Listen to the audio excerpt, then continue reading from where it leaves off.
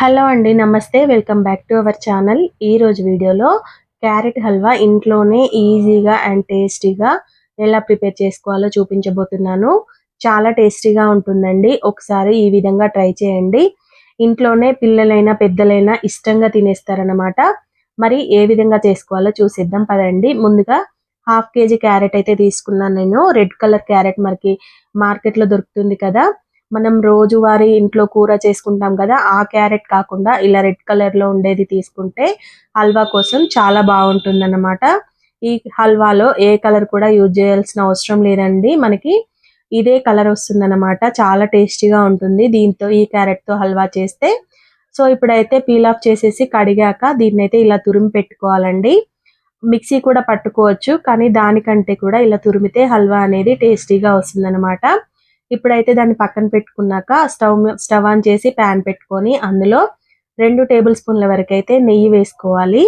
నెయ్యి హీట్ అయ్యాక ఇందులో బాదం ఇంకా జీడిపప్పు ఇలా చిన్నగా కట్ చేసి పెట్టుకున్నాను అన్నమాట. అవి దోరగా వేయించుకోవాలి కొంచెం కలర్ వచ్చే వరకు.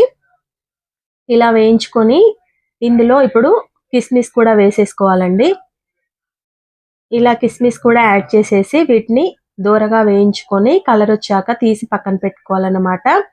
డ్రై ఫ్రూట్స్ అనేది మన ఇష్టం అండి, ఎంతైనా వేసుకోవచ్చు. నేనైతే హాఫ్ కప్పు వరకు యాడ్ చేసుకున్నాను 3 కలిపి. ఇప్పుడైతే అవి తీసి పక్కన పెట్టుకున్నాక క్యారెట్ తురుము కూడా ఇందులో యాడ్ చేసుకోవాలి. నాకైతే 2 గిన్నెల క్యారెట్ తురుము అయితే వచ్చిందండి హాఫ్ కేజీకి. మనకి ఏదైనా హల్వా స్వీట్ చేసినప్పుడు మెజర్మెంట్స్తో చేస్తే కరెక్ట్గా వస్తుందన్నమాట. ఇప్పుడైతే 2 గిన్నెల క్యారెట్ తురుము అయితే అయింది కదా, దాని మంచిగా ఒక 10 నిమిషాల పాటు అయితే వేయించుకోవాల్సి ఉంటుంది. లో టు మీడియం ఫ్లేమ్లో పచ్చివాసన పోయే వరకు దీన్ని అయితే వేయించుకోవాలి. ఇలా కలుపుతూ ఉండాలండి, మధ్య మధ్యలో కలుపుకోవాలి. ఇప్పుడు చూస్తున్నారు కదా, చూపిస్తున్నాను చూడండి ఎంత మంచిగా ఉందో కలర్ అయితే. మనకు చాలా మంది క్యారెట్ హల్వా చేసేటప్పుడు అందులో ఆరెంజ్ కలర్ అయినా రెడ్ కలర్ అయినా యాడ్ చేస్తూ ఉంటారు కదా. మీరు హల్వా కోసం ఈ క్యారెట్ తీసుకున్నట్లయితే కలర్ అయితే యాడ్ చేయాల్సిన పని ఉండదన్నమాట. ఇప్పుడు దీనిని మధ్య మధ్యలో కలుపుకుంటూ ఉన్నాం కదా. సో ఇప్పుడైతే మనకి 10 మినిట్స్ లోపు ఇదైతే కుక్ అయిపోయిందండి, మంచిగా వేగిపోయింది.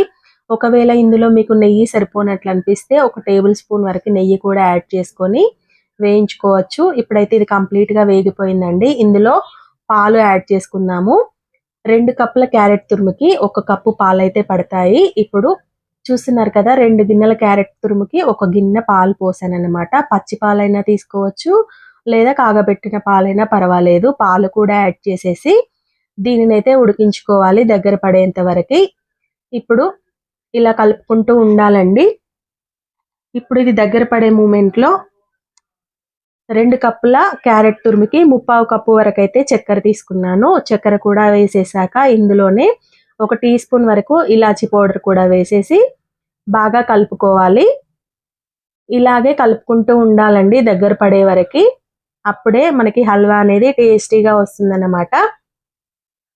చూస్తున్నారు కదా వీడియోలో, ఒక్కసారి ఈ ప్రాసెస్లో చేయండి ఫ్రెండ్స్, చాలా బాగుంటుంది హల్వా అయితే. ఇప్పుడు ఇందులోనే మనం ముందుగా వేయించి పెట్టుకున్న డ్రై ఫ్రూట్స్ అన్ని వేసేసి బాగా కలుపుకోవాలి. ఒక 5 నిమిషాల పాటు మీడియం ఫ్లేమ్లో ఉడికించుకోవాలన్నమాట. మొత్తం ఇందులో నీళ్ళు ఉండకుండా ఇదంతా ఎగిరిపోయే వరకు క్యారెట్ హల్వా అయితే కుక్ చేసుకోవాలి. అలాగే ఒకవేళ నెయ్యి వేసుకున్నట్లయితే 1 టేబుల్ స్పూన్ వరకు నెయ్యి ఇక్కడ యాడ్ చేసుకోవచ్చండి. మనం ఎంత నెయ్యి వేస్తే అంత టేస్టీగా ఉంటాయి కదా మరి స్వీట్స్ అంటే. చూస్తున్నారు కదా, మొత్తం అయితే దగ్గర పడిపోయింది. క్యారెట్ హల్వా చాలా టేస్టీగా ఉందండి, చాలా బాగా కుదిరింది హల్వా అయితే. మీరు కూడా ఈ విధంగా ఒకసారి ఇంట్లో ట్రై చేయండి. మనం ఇంట్లో స్వీట్స్ చేసేటప్పుడు మెజర్మెంట్ ప్రకారం చేస్తే చాలా బాగా వస్తుందండి, ఏ స్వీట్ అయినా సరే.